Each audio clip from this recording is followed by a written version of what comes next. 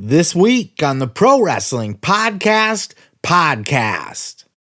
Randy Orton makes a rare podcast appearance on the Kurt Angle Show. Chris Jericho shoots on his controversial bump off the top of the Blood and Guts cage. And we celebrate the life and mourn the tragic death of the hardcore legend New Jack. I'm your host, Seth Grimes, and this is the Pro Wrestling Podcast. Jerome Young, better known as New Jack to all of us pro wrestling fans, died at the age of 58 of a heart attack this week. News breaking late Friday afternoon. These are never fun. Us as wrestling fans have to go through this quite a bit. You know, we lose people that we get attached to, people that we care about. They're not people that we know personally for the most part. I know, if there's some workers out there that are listening, you may have come across them on the indies or whatever, but for the most part, we don't know these people personally, but we grow to know them through our television. And we grow just as attached to them as if we did know them. You know, we're drawn in by their charisma, by their character, by their personality. Even, guys like New Jack will find their way into the hearts of pro wrestling fans. And I think anybody that's followed New Jack's career or been peripherally aware of New Jack's career has admiration for New Jack. He's never really regarded as the greatest worker or anything like that. You know, he's not gonna do a Gerald Briscoe fucking Kurt Angle hold for hold type thing, but man, he could entertain a crowd. Give him a big grocery cart full of weapons, garbage can full of weapons, cheese graters, whatever the fuck's in there. New Jack knew how to work the crowd. He knew how to be a character. He knew how to be a personality.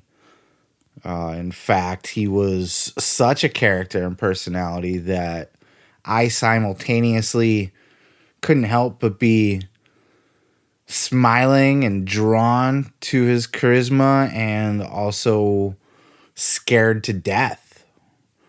Scared to ever, if I was a wrestler and there was a list of guys that I would be afraid to step in the ring with, New Jack's on that list.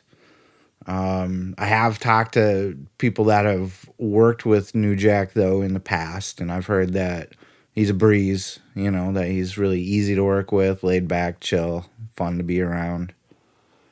You really only see that side of him if you're some kind of dumb fuck, which we've seen plenty of times.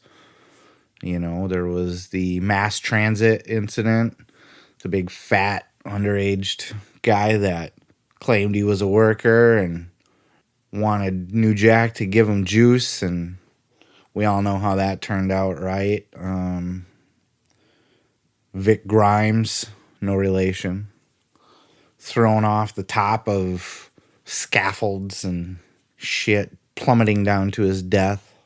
We've gotten to see different sides of him through Smoky Mountain Wrestling to ECW to was he in XPW for a little while, the Forever Hardcore documentary, Beyond the Mat, he was a big part of.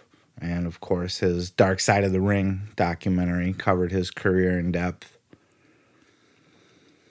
New Jack's a character that's going to be missed from the professional wrestling scene. There's very few wrestlers who have ever had such an impact, been such a name, known by the majority of wrestling fans that never spent any time in WWE. New Jack was not one of the guys that Vince was going to bring back for the ECW reunion and the relaunch and all of that. New Jack wasn't a guy that a Vince could control. He wasn't a guy that was going to work in that corporate environment. Sabu was another one from that ECW class that was not going to be a good fit for that environment. New Jack marched to the beat of his own drum, but he was effective. He was scary. He was believable. He was intimidating, even though he wasn't the biggest guy in the ring or the strongest guy in the ring. His promos drew you in. You believed that guy. You've often heard the suspension of disbelief, and I know all that other shit's fake, but that guy right there, that guy is legit. New Jack was absolutely one of those guys. You never knew. You didn't know where the line could be drawn because he presented himself as such a wild man. In the stories, the Vic Grimeses and the mass transits, you hear these things, you hear the way he speaks, you see the way he carries himself, and you go, this man cannot be controlled. He can't be contained. He needs to be locked in jail. He's going to murder somebody. And it was plausible. At the time of this recording, there's not a lot of other details on his death, only that he did die at home with a heart attack at 58. And he'll be missed. He'll be missed for all of his faults in the business, for all the people that he may have rubbed the wrong way. I think he's earned everybody's respect. I think he's one of those people that have found a place in our hearts as wrestling fans. He's a name that would be on the tip of our tongues whenever anybody would say, oh, that wrestling shit's fake or whatever. Okay, look at this guy. Tell me that shit's fake. It's just sad, Anytime we lose anybody, it's sad, but unexpectedly and thankful that he got to participate in things like Beyond the Mat, Forever Hardcore, The Dark Side of the Ring. The Dark Side of the Ring was really his swan song. And what comes to mind is that scene at the end where, what's the future hold for New Jack? And he sees himself in a nursing home when he's like 90 in a wheelchair. And he's not going to be around to see that happen. But a guy like New Jack will leave behind a legacy in professional wrestling that will be remembered for years and years and probably even decades past his death. People won't soon forget the name of New Jack. People won't soon forget what he brought to the business, who he was as a force in professional wrestling. Thoughts and prayers go out to his close friends and family and to the people that worked around him, that worked with him on a regular basis, got to know him. And we're about almost halfway through this year, and I just hope that this is the last wrestling death that we have to deal with this year. We all kind of started this year on a really sour note, just coming out of 2020 in general with the pandy and everything, and then, the loss of Brody Lee and everything. So this hits hard, and it's not fun to hear about, but we as wrestling fans shall remember New Jack for all that he was: good, bad, ugly, funny, crazy, bloody, violent, groundbreaking, talented, star power, charisma, believability. Rest in peace, New Jack, Jerome Young. The Viper, Randy Orton, made a very rare podcast appearance this week on the Kurt Angle Show, talking about his buddy, his pal, his bro, Matt Riddle. Check this out. How do you expect Matt Riddle to do now that he's on the sports entertainment side of things? Matt Riddle, I think he's gonna do fantastic. I think he's already kind of outshined most of his little class of NXT that have kind of came up over the last year. I mean, you have a lot of those guys are doing well, but the funny thing with Riddle, when I first met him, we were in Miami. The entire locker room of NXT was in Miami. So now our locker rooms, which aren't the biggest, are now jam-packed with NXT guys who aren't working the show, but, you know, in the wrestling business, you bring your gear to the show. You're always prepared, brother. And so you got all these NXT guys with all their shit taking up all the space in their locker room. So me, especially being a vet, being around a while, I see this, and now I already got a hard on for these guys, right? So it doesn't help when I walk by Matt Riddle, and my olive branch was basically me, you know, just looking at Matt, and I just said, I go, oh, there he is. There he is.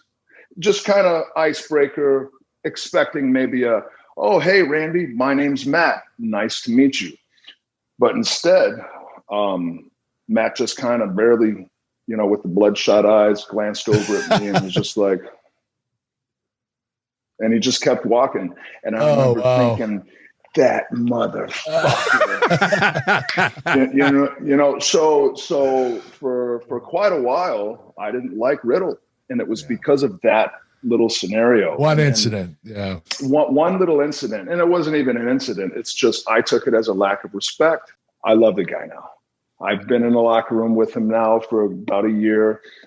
His backstage character, everything's cool. And just the rambling nature of his promos, that works because in the ring, he goes. He reminds me of you. He reminds me of you. Yeah, he's intense. He's really intense. He goes.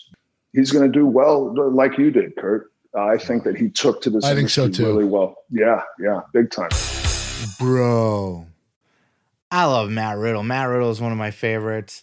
I like the character. I like what he's doing. I like the goofy, he's like a ADD kid kind of riding around on a scooter, and he's got to walk up and pull on your pant leg and ask you a million questions, and that's Matt Riddle right now. I love that character, and it's such a good... Randy Orton's such a good guy to play off of in that situation. I think this pairing has money written all over it. It's the best thing going on Monday Night Raw by a mile, right? By a goddamn mile. Everything else on Raw pretty much sucks. Bobby Lashley's pretty cool. MVP, of course. But this whole RK Bro gimmick that they got going on, I hope that they don't split these guys up right away. Obviously, they're going to. Randy Orton's not going to retire a fucking tag team guy. Matt Riddle's not going to retire a tag team guy. This is going to lead to these two beating the shit out of each other. But until then, I hope they drag it out. I hope they're not in any hurry to get to that. I could see SummerSlam being an end destination to that. I don't think that would be too short. I think anything else would be too soon. They just got great chemistry, and as you heard from Randy Orton talking there, he actually really likes working with Matt Riddle. So when you got the chemistry, you got guys that like to work with each other, and it can be that entertaining to watch on TV, and both guys can go and kick ass. What's not to love there? What's not to want to keep going? All good things will come to an end, and this will certainly come to an end, but let's drag it out a little bit. Let's get this to SummerSlam at the very least. And regardless of how long it lasts, I'm going to enjoy that ride. Highly recommend this interview with Randy Orton. They talk about all kinds of goodies and tidbits, and it's just really rare to get a chance to hear a conversation with Randy Orton to that extent, that raw, that personal. We heard it with the Stone Cold podcast, the Broken Skull sessions. But Orton even said in this interview, I don't do these very often. He did it as a favor to Kurt. Apparently, Kurt's wife and Randy's wife are like besties. So Kurt and Randy are actually in each other's lives pretty regularly outside of professional wrestling. So they're buddies, and they did a buddy deal. But we as fans were graced with this conversation, and I'm happy to have heard it. And if you haven't heard it, please go seek that out. It's going to be on the Kurt Angle Show, normally hosted by Conrad Thompson, where he asks Kurt Angle all these questions about specific events like all his other podcasts. This one, Conrad and Kurt just sat down and talked with Randy, had an interview with Randy, and it was more of an interview. It wasn't let's pick your brain about this specific topic or anything. It was just across the board conversation with Randy Orton. Great shit. Please go check that out. Seek that out. Jeff Jarrett's back with his new podcast for the second episode this week, My World with Jeff Jarrett, hosted by Conrad Thompson. And this week they were covering the time that Jeff Jarrett got fired on live TV by Vince McMahon. Of course, this was the simulcast where WWE had just purchased WCW out from under the nose of Eric Bischoff and was no longer going to be on TNT TV. Everything was going to Papa Vince, all the copyrights, the video library, and the wrestling contracts. The contracts, of course, held by WCW and not held by Turner. That's why you didn't see any of the big stars during the invasion angles, because they were all sitting at home on the couch with their feet up eating popcorn, watching it on TV, collecting a big fat Ted Turner paycheck. Well, in the very opening segments of the Monday Night Raw WCW Nitro simulcast, Vince McMahon took to Monday Night Raw and publicly fired Jeff Jarrett. Check out this clip. That's right. I, Vince McMahon, I have purchased, I own my own competition. And tonight I have the ability to address WWF fans as to what this means. I have the ability to address WCW stars as to what this means to them. And yes, I have the ability to address WCW fans as to what this actually means to them as well. Tonight, at the right time, there'll be a special simulcast. And let me just say that tonight, for sure, one man will make history. And that's me, Vince McMahon. Now, as far as the Jeff Jarretts of the world are concerned, you know how Jeff spells his name? That's Jeff. Well, you know what? I would suspect that we'd spell it a different way after tonight. That would be capital G, double O, double N, double E. Gone. And of course, Jeff Jarrett was standing there backstage watching on a monitor, watching the whole thing go down. What must he have been thinking, watching himself be fired on national TV? Well, check out this clip. Maybe one of the most important shows in the history of professional wrestling. And it starts with the Overlord, the most powerful man in wrestling, ribbing the way you spell your name and publicly firing you. I think from the outside, we all thought, oh, remember when he held up Vince? This is Vince's receipt. Boy, you just got history coming and going, don't you? In my, we'll call it ego. It takes ego to go around this I, for a thought, and maybe carried that with me, Vince is going to shoot an angle with me. Okay. It's all about money. When I heard that he went through all this, who'd he pick out? Yeah. Yeah. I mean, who did he pick when you really drill it down? He can't fire me because I'm not hired. I'm getting paid through October, November, December, whatever it is. But no, who's he got a working relationship that drew money? And when I left at 99 was the hottest heel on the card. That's arguable sake, but a red hot heel. He's a business guy. Who can he take from this roster that he knows will do the job in spite of any circumstances, whether good, bad, or indifferent? My last night in 95, I did the job to Shawn. I could have walked out beforehand, did the job to Shawn and left. Chyna, did the job to Chyna and left. Who's willing to do business? He picked me to fire me. We're doing an angle. Wow. That's crazy. Only in the wrestling business can someone be fired on national TV from a different show, not even have power over Jarrett's contract, and Jarrett thinks it's a work and we're running an angle here. How crazy is that? Only in the wrestling business. Of course, Jeff Jarrett, one of those few people that Vince actually held a grudge against, and who could blame him? He walked out on Vince twice, not once, but twice. Second time, held him up for money. Yeah, I'm saying it. He held him up. I don't care what narrative Jeff's trying to push. He held him up. It's interesting that Vince singled out Jarrett specifically to just, of all the names on the WCW roster, in the opening segment of Raw, he's just, you know that Jeff Jarrett guy? Fuck him. He's out of here. And of course, as Jarrett said during the podcast, he had one of the Turner contracts. So Vince couldn't technically fire Jeff Jarrett. He just metaphorically fired Jeff Jarrett, as if to say, some of the WCW guys are going to be coming on over here, but one of them is not going to be Jeff Jarrett. Fuck that guy. That was Vince's way of just getting back at Jeff. And I don't blame him. If I was Vince, I would have fired shots at Jeff too, or just at the very least not signed him. But the fact that he went public with it and just made a show of burying Jeff Jarrett on national TV just goes to show how upset he was with Jarrett. You got to think, this was not even a couple years ago. This was less than 2 years ago that Jarrett walked out on Vince and held him up for money. So of course he was still hot about it. Of course he was still holding a grudge. And he had the power in his hands that day to do any goddamn thing he wanted to.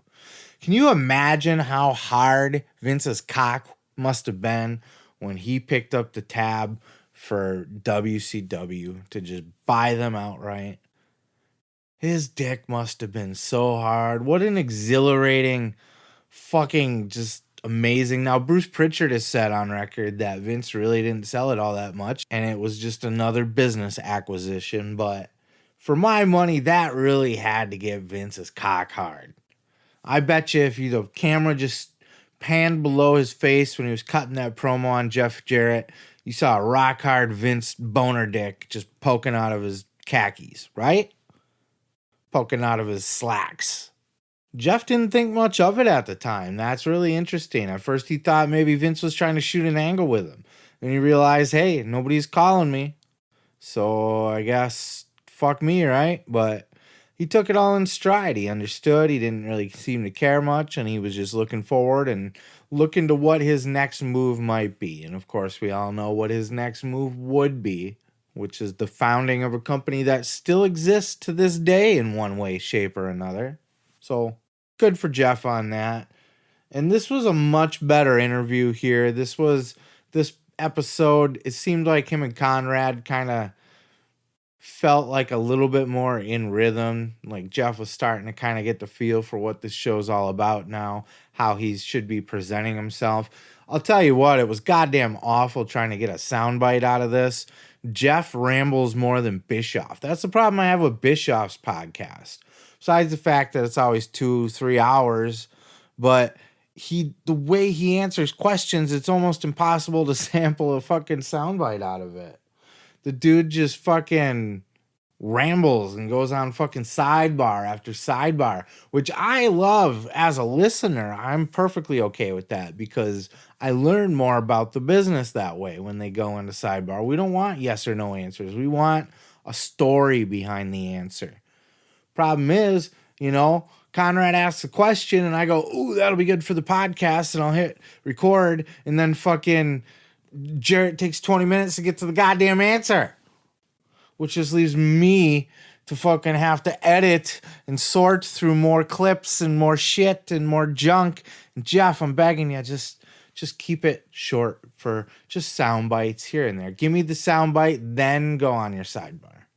Of course, I'm just being selfish here. I love the podcast. It's better than last week's was because I think, like I said, I think Jeff's getting a little more comfortable already. So, hell, man, I think, the more comfortable he gets, I mean, he doesn't hold back. He's very open about everything that he wants to say. Most of you have heard the podcast already, I'm sure. I'm sure there's not too many of you that aren't listening to that are listening to this. But for those of you that aren't, add it to your rotation. I know Conrad's got a lot of podcasts. I know there's a million of them out there, and you got to get through mine first. I get that too. You have to listen to mine first, then the other ones. I understand you. I feel you. But make time in your day to listen to the Jeff Jarrett My World podcast. At least this episode. The first one, it was okay. There was a lot of good details in it, like information-wise, it was juicy and it was awesome. but I didn't feel the chemistry between Conrad and Jeff all that much. This one had much more chemistry between Conrad and Jeff. It wasn't so awkward. Not that the first one was super awkward. It was just, you could tell that it was their first time, and it's going to take a little while to get your feet wet on these things. So go check it out if you haven't already. And if you have, what are your thoughts? Let me know in the YouTube comments here, and we'll just keep moving forward here, covering this podcast and so many others. Chris Jericho gave us a big long spiel this past Wednesday on Talk is Jericho, all about the blood and guts cage match in AEW, the controversial blood and guts cage match in AEW. Chris Jericho talks all about it, walks us through it from concept through execution and fan reaction. Check out this clip when Jericho addresses the infamous bump. We can call it that, right? We can refer to it as infamous, can we not? The infamous bump off the top of the cage. This is Jericho's 2 cents. Check this out. Then there comes a point where you just got to go for it and do it. So when we were fighting on top of the cage and Sammy surrenders and then the bell rings, the music plays, and then Max kind of pulls me up again and then gives me the little shove. And I said, give me a shove. Like, I need to feel something so I can take a little bit of a pushback. And I stepped back, and I thought this bump would go by fast, but I just kept looking at him and looking at him and looking at him as I fell. And then I landed. And of course it takes the breath out of you and kind of, trust me. I've seen a few people bagging on the fact that it was a crash pad or this and anything. And once again, no crash pad. It was cardboard box. I don't give a shit if it was a crash pad. It's one of those things where doing that, it felt great. And I didn't, obviously it hurts. You're paying the price, but I could move my arms and legs and I wasn't, dead or knocked out. And I was like, this is great. What a perfect finish for this. And it took the wind completely out of the sails of the crowd. They just went completely silent. And I just laid there until they basically took me away on a stretcher. And it was only later on that I started hearing kind of like, people thought that the fall was on a crash pad and it didn't look great. And for me, like, I watched it back. I thought it looked amazing. And like I mentioned earlier, there's some hardcore wrestling fans that were bagging on it. And that's fine. I mean, you have the right to bag on it. And out of the 1.3 million people that watched it, like I said, if 3,000 people didn't like it, well, it's a very small percentage. Most people just thought it was crazy, as did I. But it's one of those things that I hope you enjoyed it, because you'll never see me do it again. Ever. Defiant, as always, Jericho is in believing that I don't know how he could say with a straight face that he thought it looked great when he watched it back. I mean, the execution was good, but it wasn't even the crash pad that really bothered me all that much. It was the cardboard over the top of it.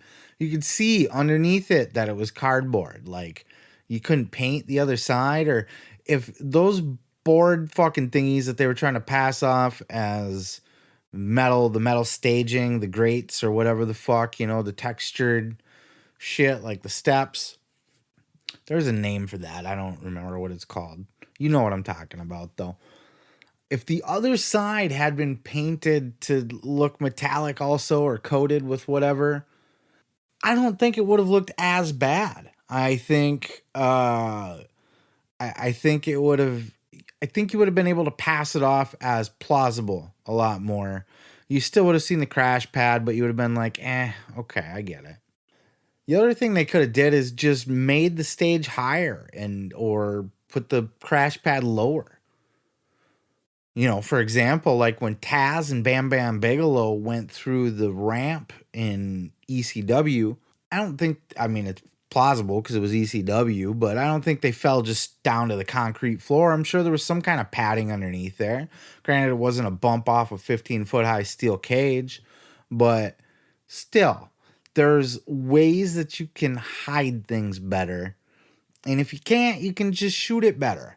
So he can't sit with a straight face and be like, oh yeah, I thought it looked great. He's delusional. He's delusional at that point. Other than that, the blood and guts match was great. I love hearing these behind the scenes type things. I love hearing when wrestlers walk you through it. This is anatomy of a match 101. Jericho tells you what every decision was and why it was made all the way through. You know, from the coin toss thing to the promos to all of it. I don't think by itself this was as big of a deal as people are making it out to be. But I think on the heels of the exploding barbed wire debacle, I think it leaves that extra stink in that extra bad taste in everybody's mouth. You know, everybody was still kind of sour from the exploding barbed wire. And they're like, okay, well, you know, whatever. It's in the past, but we got blood and guts tonight. And it was bloody and it was violent. And then it just got weird at the end, you know? Like, the desired reaction when you see that is to go, holy shit. We know as pro wrestling fans that he's not falling on concrete. He's not falling on steel. We know that they're going to gimmick the landing somehow. He's not Mick Foley. But you don't want to just show it to us in front of our face. This is the equivalent of a movie with a special effect where you can see the wires when something is flying. You know, Superman's flying across the screen and you can see the wires he's hanging from. They didn't edit them out. And then they come back on and they're like, I don't know what anybody's talking about. I think the movie looks great. It doesn't look great. You can see the wires. We all know that something is going to be gimmicked to break his fall. We're okay with a crash pad. If you're not, you're just a sadist and you just want to see people suffer and get hurt. That's stupid. But what we don't want is it to be just shoved in our face. Regardless, I would seek this out just for the fact that it's always fun to hear a wrestler go in depth behind the scenes on every single detail of a match. You know, this was absolutely anatomy of a match with just one man, Jericho. It would have been nice if he had like the full inner circle on or something like that, but very kayfabe breaky, very interesting, but also very delusional if he thinks that looked good. Talk is Jericho every single Wednesday and Friday. Go listen. I told you. I done told you. Now, I'm not going to sit here and pretend like I'm the only one who fucking knew that. We all knew that. We all knew that the Booker T biography was going to be another little fluff piece. Another, ooh, look what this guy made of his life. He took a bad situation and turned it into a fucking great thing. And that's fine. I'm not even complaining. I don't want them to bury guys on here. I'm not looking for the dirt on Booker T. It's not what I want. What I'm upset about is that we got a fluff piece on Stone Cold, a fluff piece on Piper, a fluff piece on Booker T, and a hit piece on the Macho Man. What the fuck, man? Other than that, the Booker T biography was really good. I thought it was the worst produced. I think it didn't look as good. It looked a little more Bush League. It wasn't as polished as the other ones. Every documentary is made by a different filmmaker, so everybody has their own style and their own touch. Booker T's looked more indie a little bit than maybe like a polished WWE style piece. Just my opinion. But still, it was great. I loved the stories that they told. I loved all the old footage of the old Ebony Express. And Booker T really does have a great story, and he really is one of the big success stories of professional wrestling, period. Not just his life, but his career, the hands he was dealt, the fact that he was able to come out of WCW as a motherfucking star when the NWO was burying everybody. I mean, let's face it, the WCW in that era had the NWO, it had Sting, it had Goldberg, it had DDP, and it had Booker T. Everybody else was bullshit. Everybody, all of them. Even Ric Flair, even Bret Hart when he came in, he was bullshit too. Everybody else was bullshit. Nobody else mattered. Lex Luger, none of them. Mach, Giant. When they were in the NWO, sure. But outside of the NWO, pooey. Jericho made a name for himself. Mysterio, you know, the Cruiserweights did. But when you're talking stars, like who got pushed to the main event level, Booker T is one of the very few to make it out of WCW better off. And he took the chance on himself, which was the other notable thing of, you know, all those guys were sitting home with huge Turner contracts. You know, just sitting on your ass, healing up, hanging out with your kids, not having to go anywhere, not having to do anything, making bank. Kevin Nash giggles about it on the biography. They interview him and he giggles. He loves the fact that's amusing to him because it was always all about the money to him. How can I do the least work for the most money? That's all I give a shit about. That was Kevin Nash. That was not Booker T. Booker T was going to go out there and bust his ass and prove himself. He had a Turner contract. He could have sat home just like everybody else. He took a pay cut to come work. And he worked from the bottom back up. Yes, they started him at the top with Stone Cold and The Rock and all that shit. But again, you know, he injured Stone Cold on night one. He already had heat. He had to earn his way up to winning a world title in WWE. And he did. He did it twice, did he not? I think they were both under the King Booker. He might have won one as Booker T. But definitely as King Booker, I think he had 2 reigns at least. And, you know, they kind of put King Booker up as his peak, you know, his highest point in the wrestling business. And I never really looked at it like that. I never really thought of it like that. I always thought it was kind of Booker on the way down and kind of, I mean, I loved the character. It took a while to warm up. I thought it was stupid at first, but then after a while, you know, you get attached to the King Booker. He did a great job with that gimmick. But I don't know that I ever looked at it as his peak, but the way that they framed it like that and kind of looking back on it with hindsight, I mean, winning the world title in WCW wasn't his peak because WCW was on the way down at that time. Winning the world title multiple occasions, main eventing, all of that with WWE, that's an achievement. Being in a world title match at WrestleMania, that's an achievement. And nobody from WCW was really able to recapture that. Goldberg got the red carpet laid out for him years later. But as far as guys that came right over when WWE went out, you know, DDP, he was a fucking flop in WWE. But Booker T excelled. And he had memorable moments. The King Booker, the tell me you didn't just say that when Vince drops an N-bomb backstage. The fucking... The grocery store brawl with Steve Austin. Booker T is absolutely one of the all-time greats. Probably the lowest ranked name out of all of these guys that they're actually doing the biography on, but absolutely worthy of being in that name class. I really do think. And I highly recommend checking it out. If you're not up on these A&E biographies, get up on them, motherfucker. Still, fuck that Randy Savage one. Doc Sampson was on Wrestling with the Week, the Scorpio Sky podcast. He's got 1 or 2 other guys on there. I don't know who the fuck they are. First time listening to this podcast, actually. It was the Doc Sampson interview that drew me to it. I gotta tell you, I wasn't all that big of a fan. A lot of it was kayfabe. You know, Scorpio's talking about attacking Sting like it's a real life fucking thing. And I don't listen to podcasts for a continuation of kayfabe and character. I like to listen to them for the insider stuff and the behind the scenes shit.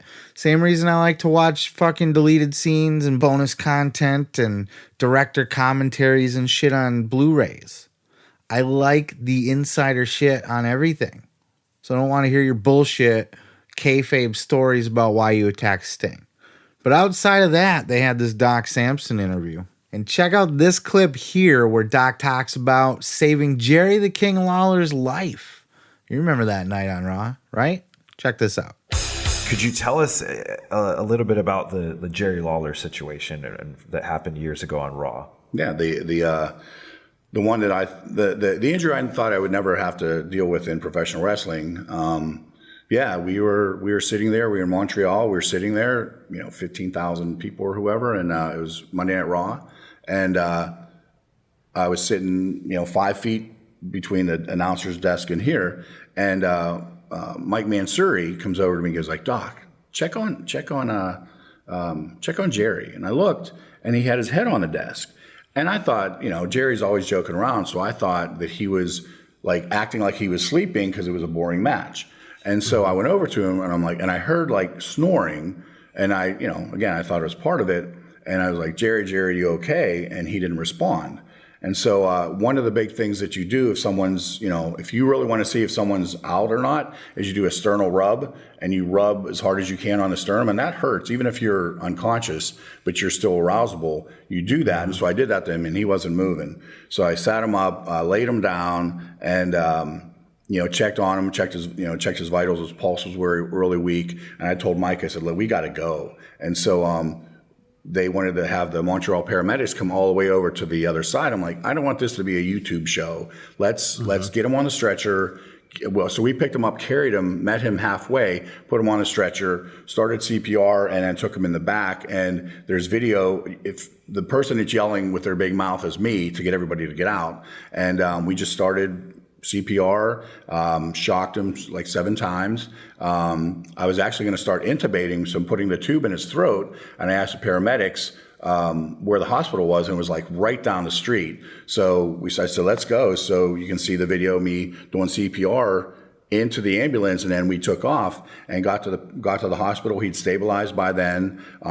They were trying to figure out who he was. So here's he was like 62 at the time, or 68 maybe. I don't know. I can't remember how old he was. In a wrestling singlet. And did he get hit his head? Does he have a heart attack? What's going on? Did the EKG? They thought I was security. They kicked me out. And I'm like, I'm the doctor. And they were talking in French. They were speaking in French because it was Montreal.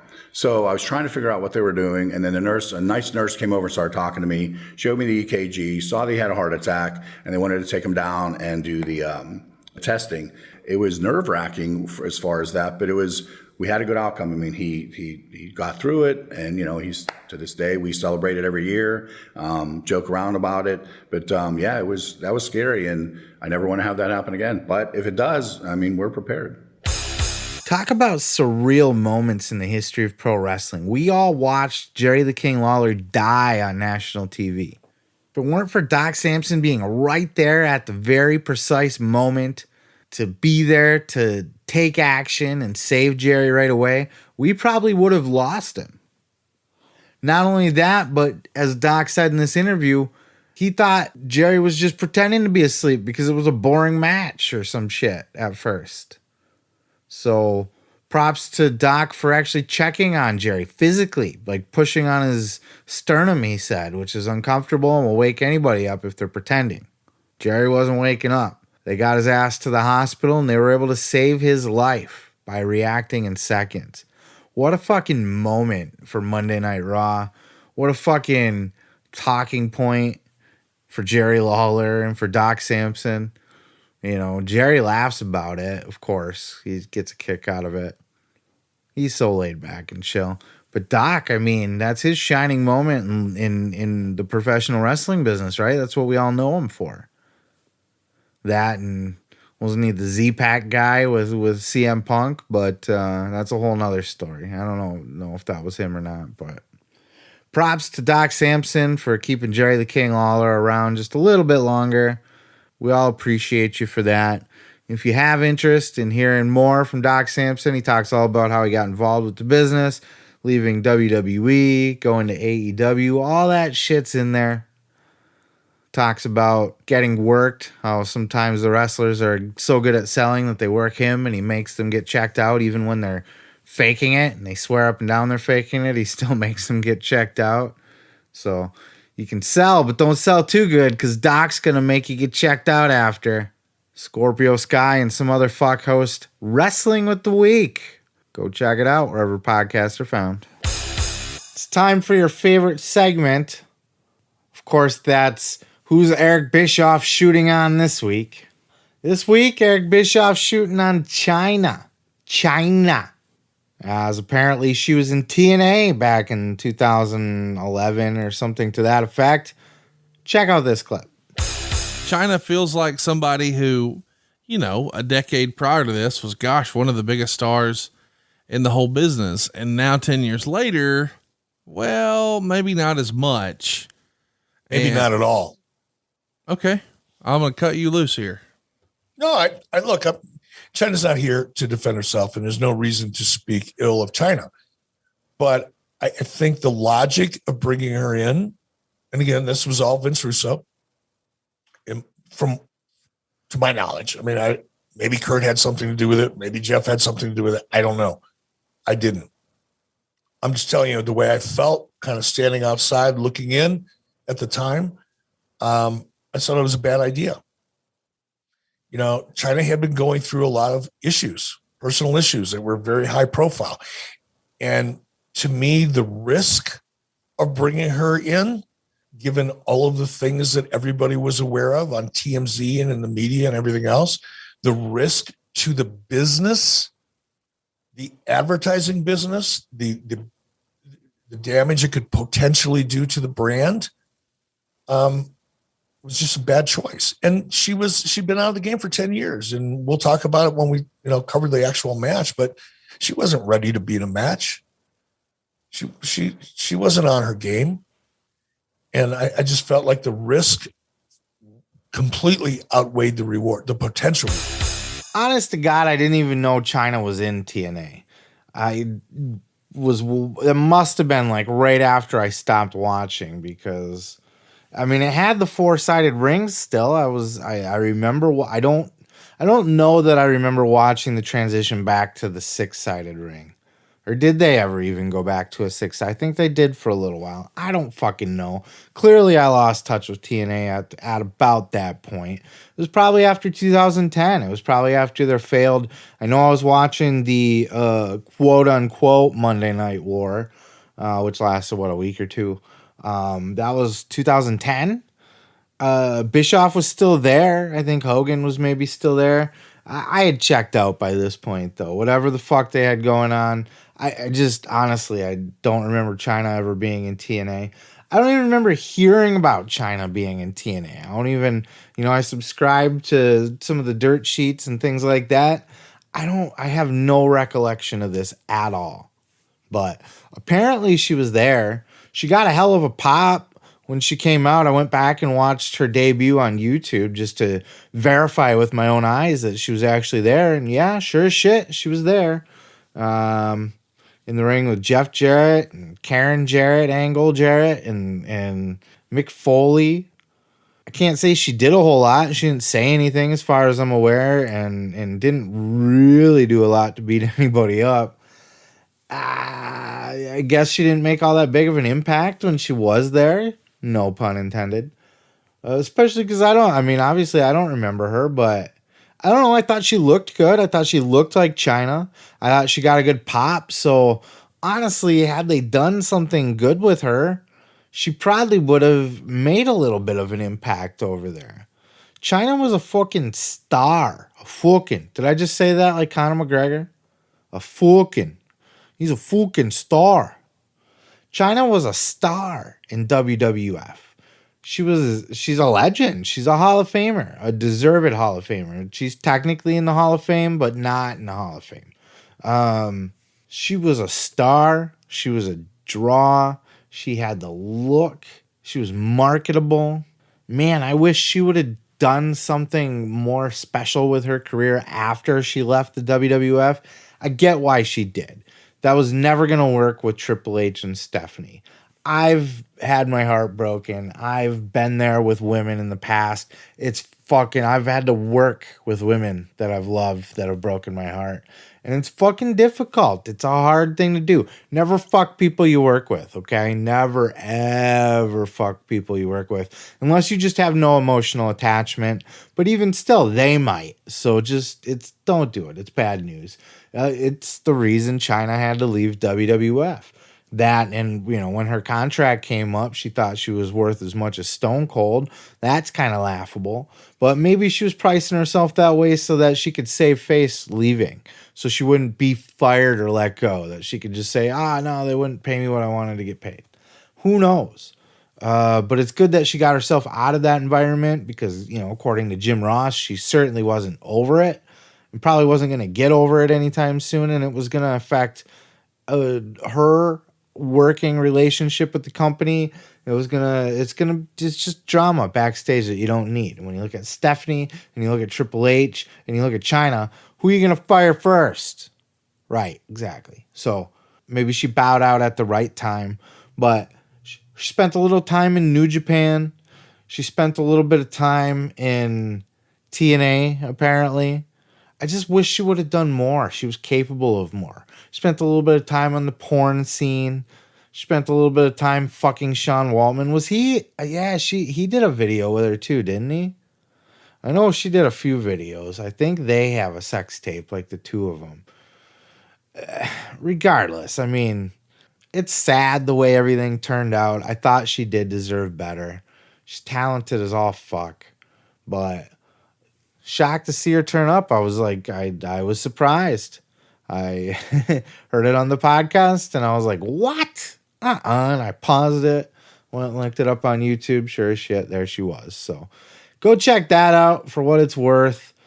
Other than that, nothing really of note from this episode, so you can probably skip it if you want. Just Bischoff shooting on Chyna is really what's notable here, but Bischoff, always good for an off-the-cuff, raw shoot comment on somebody. Doesn't hold back at all. He tried. He bit his tongue a little bit. You know, Chyna's not here to defend herself, blah, blah, blah. But Conrad encouraged him, and he kind of kept going, so... He did give us his 2 cents on Chyna, and for that, my friends, I am grateful for this clip. That's 83 weeks every single Monday with Conrad Thompson and Eric Bischoff. Sean Ross Sapp of Fightful sat down with Hunico this week. Of course, Hunico, the former Sin Cara in WWE. And they covered a number of things in their interview, but 2 points specifically I want to hit. Check out this first clip where Hunico talks about some of the scraps that he's gotten involved with backstage in WWE. Check this out. Speaking of defending yourself, you are known within wrestling lore a little bit, right? Like you know what I'm talking about. All these stories about you scrapping it out with like Simon Gotch and Sheamus and who else? Jericho. Like you're going after a lot of top dogs here. How true are some of these stories? And I mean, if anybody's been in a locker room, they know boys will be boys sometimes. Sometimes that's how you solve your problems. Then you're good with it. How true are these stories? Well, I got sent to anger management class. Really? Was that by WWE? Yeah, by WWE, exactly. Yeah, a lot of people don't notice, but they sent me to. But it wasn't. I don't have an anger issue. Like people that know me, that they understand that it's a respect issue. I grew up in the hood, you know, in the Segundo Barrio in El Paso and Arroyo Colorado and Ciudad Juarez, and that's how you get respect, you know. And if they don't respect you, then you got to show them how to respect. And for me, it's never been about proving anything to anybody. If I made it to WWE, it's because I was talented enough to be there, you know. But I got in a few couples here and there. But you know what? The good thing about us is that we can get in a fight one day and then tomorrow we'll be fine. You take your frustrations out and you're fine and you're friends again. We don't hold a grudge in that sense. And for me, you know, obviously me, you know, being a Latino kid is different. You know, I was starting a different light and for me was like, you know, you have to earn your respect. You know, that's how I grew up. And sometimes in wrestling, it's a tough business because everybody wants to poke you and wants to see if you're good enough to be there. You know what I mean?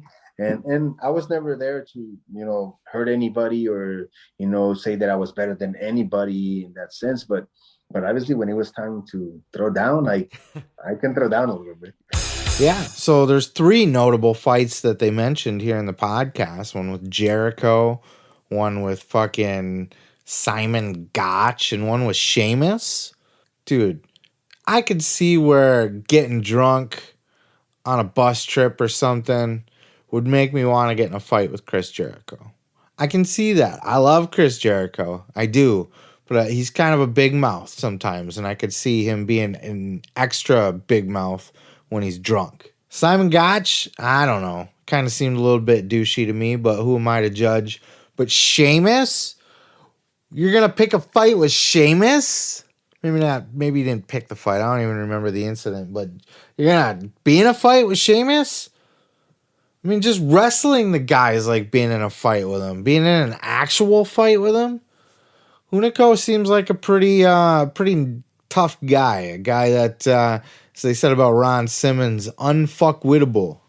Apparently, a few guys tried to fuck with him, though, and found out that he's not all that fuckwittable.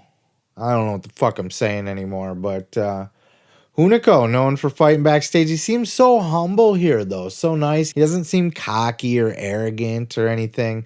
He's not like an Alberto Del Rio type where he's just a douchebag, and you can see why he doesn't get along with anybody backstage. But doesn't sound like a guy that's going to put up with much shit either, on top of that. Speaking of putting up with shit, Hunico also talked about that proverbial brass ring that Vince always tells the guys to run out and grab.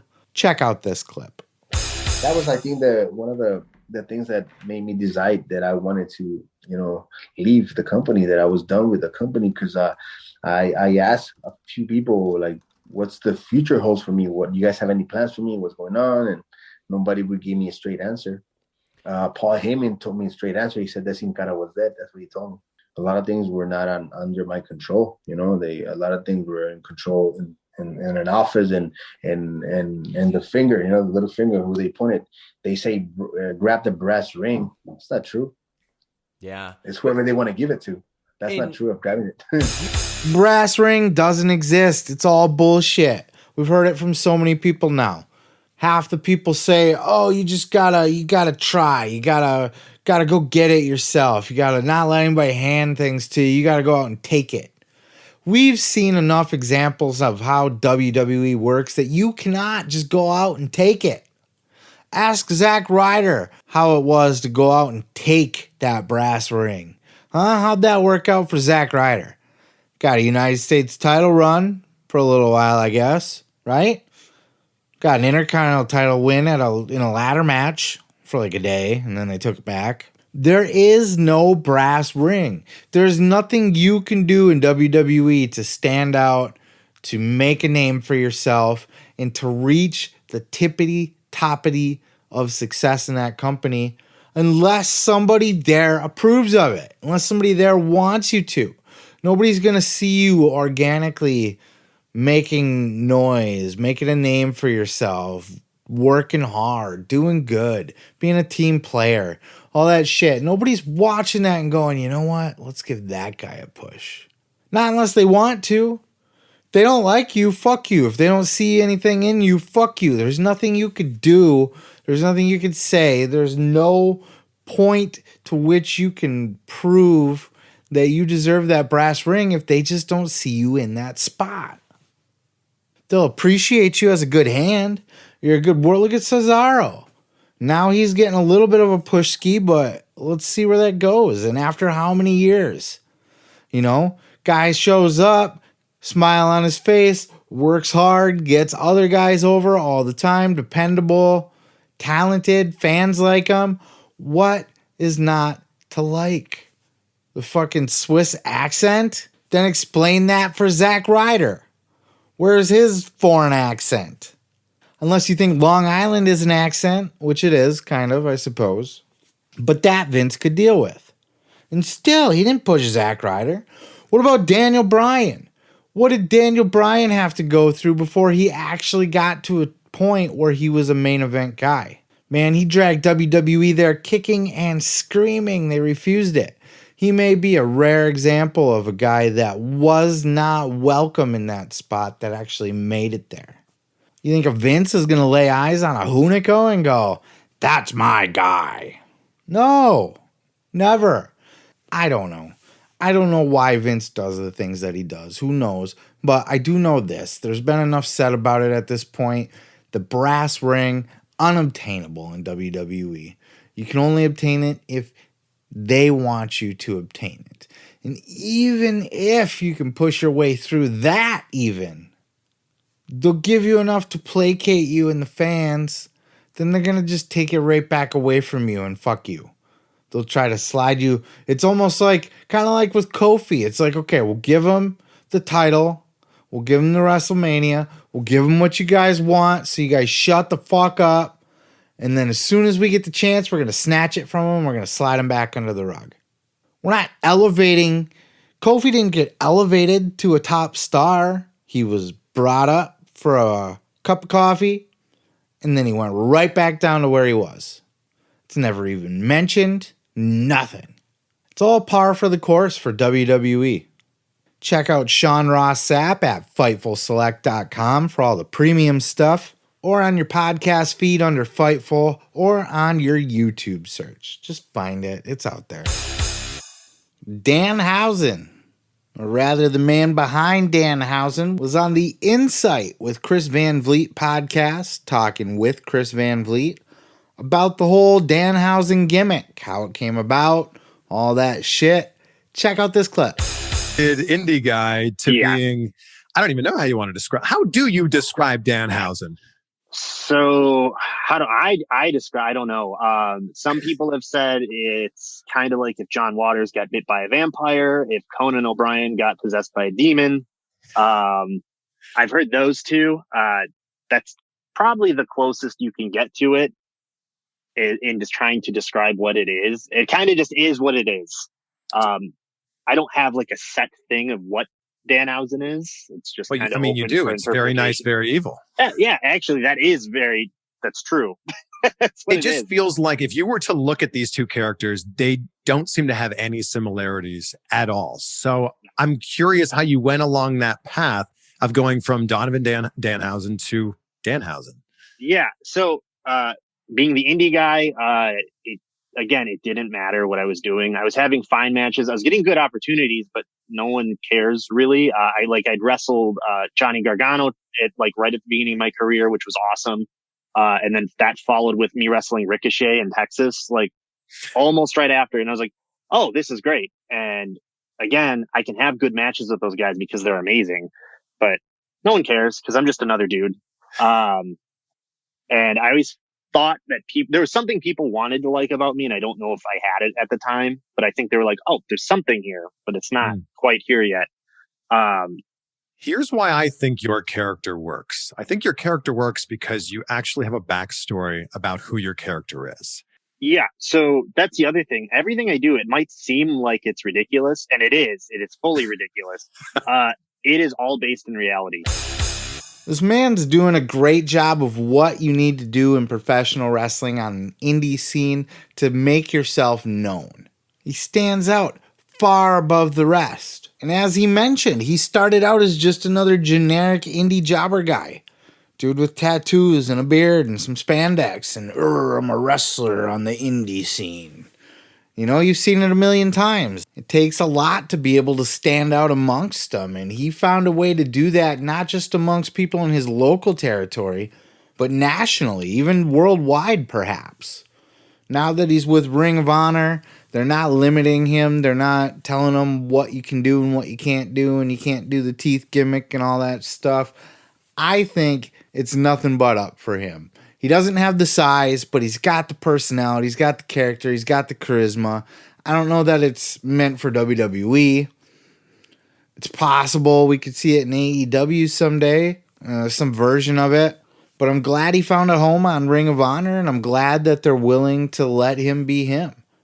He's making a lot of noise for himself. He gets his name out there on a regular basis, especially in a pandemic era where most people still are not wrestling at all. Somehow, some way, Danhausen has found a way to break through into the collective consciousness of professional wrestling. Even as far as to make it all the way up to Conan O'Brien, as I covered here a couple weeks ago. I love it. I'm glad to see it. I'm a fan of him. I love to see guys on the indie scene make it up to one of the top organizations, to get that national recognition, to be on these podcasts. I love that shit. If we were still doing the Cody TNT gimmick, I would have loved to see Danhausen on that, especially instead of this Warhorse fucking guy. It's a really interesting interview and really valuable for indie guys because he talks a lot about how he was a generic indie guy and how he became this, and all of a sudden people started caring and people started paying him money. He talks about how not even working hardly at all as far as in-ring stuff, doing indie shows during the pandy when everything was closed down, but being able to support himself on just his Patreon and shit like that. You know, fuck, I pray for a day that I can support myself on just you guys. That would be amazing. Hint, hint, send money. But for real, good for him. Glad to see it. Hope to see so much more from him. Hope to see other guys come up too. You know, before the pandemic, the indies were thriving. The wrestling market was a booming market all over again. People loved wrestling. People were going to indie shows. Now that things are starting to open back up, now that we're starting to see light at the end of this fucking tunnel, let's run towards that bitch. Let's burst through it, and let's start blowing up the indie scene again. Thank you, fucks, for sticking around, listening to the end. Thank you so much for all of your support.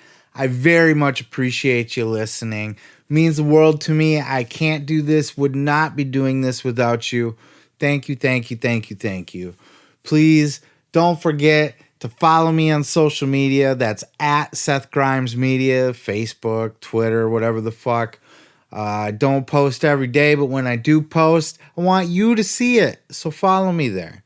Also, we're on YouTube. If you're listening on the podcast feed, we also put the podcast on YouTube. If you're a YouTube guy, I'm a YouTube guy. I do YouTube. I also do podcasts. You can listen either way. On YouTube, I also do the clips. If you just want to pick and choose segments from the show, the highlights, the best ones, you can find those clips separated on the YouTube channel. Just search Seth Grimes or Pro Wrestling Podcast.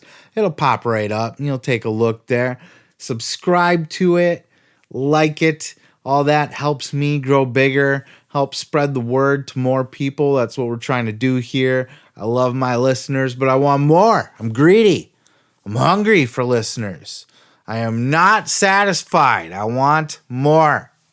Tell your friends, tell your grandma, tell your little sister.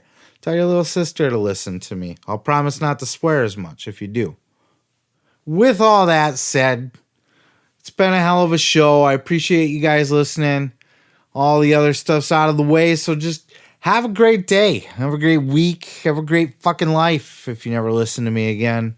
Whatever you choose to do. I'm your humble host, Seth Grimes, and this has been the one and only Pro Wrestling Podcast. I